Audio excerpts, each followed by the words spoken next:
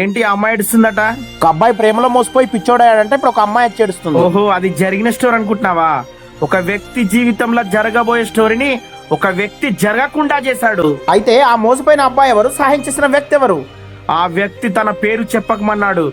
కానీ అతను చెప్పింది ఏంటంటే, ఎవరిని ద్వేషించకు, నిన్ను ద్వేషించే వాళ్ళని మాత్రం నేను వదలనని చెప్పాడు.